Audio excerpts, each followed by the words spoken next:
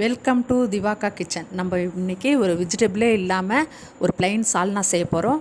அதை எப்படி செய்கிறதுன்னு பார்க்கலாம். அதுக்கு ஒரு மிக்ஸி ஜாரில் அரை மூடி தேங்காய் எடுத்துட்ருக்கேன். அது கூட ஒரு ஸ்பூன் சோம்பு, ஒரு 5-6 முந்திரி, கொஞ்சமாக கசகசா எல்லாம் போட்டு ஃபைன் பேஸ்ட்டாக அரைச்சிட்டு வந்துடலாம். இப்போ ஒரு பாத்திரத்தில் ஆயில் ஊற்றிக்கலாம். ஆயில் நல்லா காஞ்சதும் அதில் பட்டை, லவங்கம், சோம்பு, பிரிஞ்சி இலை எல்லாம் போட்டு தாளிச்சிக்கலாம்.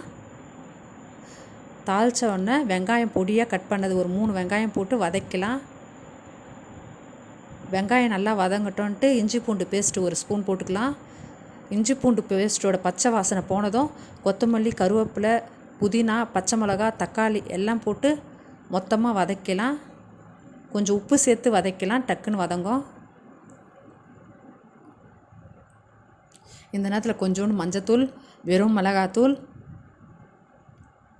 குழம்பு மிளகாத்தூள், கொஞ்சம் கரம் மசாலாத்தூள் எல்லாம் ஆட் பண்ணி பச்சை வாசனை போகிற அளவுக்கு வதக்கிட்டு தண்ணி ஊற்றிக்கலாம். தேவையான அளவுக்கு தண்ணி ஊற்றி நல்லா கொதிக்க வச்சுக்கலாம். தண்ணி நல்லா கொதி வந்ததும் அரைச்சி வச்ச தேங்காய் பேஸ்ட்டு மிக்ஸி ஜாரை கழுவி ஊற்றி நல்லா கொதிக்க வச்சுக்கலாம். ஒரு 5 நிமிஷம் நல்லா கொதிக்கிட்டோம். 5 நிமிஷம் நல்லா கொதிச்சதும் கடல மாவு ஆல்ரெடி கரைச்சி வச்சுருக்கேன் தண்ணியில்.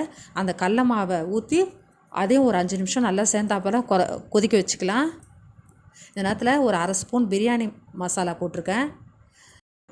பிரியாணி மசாலா போட்டு நல்லா கொதிக்கிட்டோன்னு 5 நிமிஷம் கொதிக்க விட்டுட்டு மல்லித்தழை தூவி இறக்கிட்டால் ப்ளைன் சால்னா ரெடி. இது சப்பாத்தி, பூரி, இட்லி, தோசை எல்லாத்துக்குமே சூப்பரான சைட் டிஷ்ஷாக இருக்கும். நீங்களும் ட்ரை பண்ணி பாருங்கள். பாய்.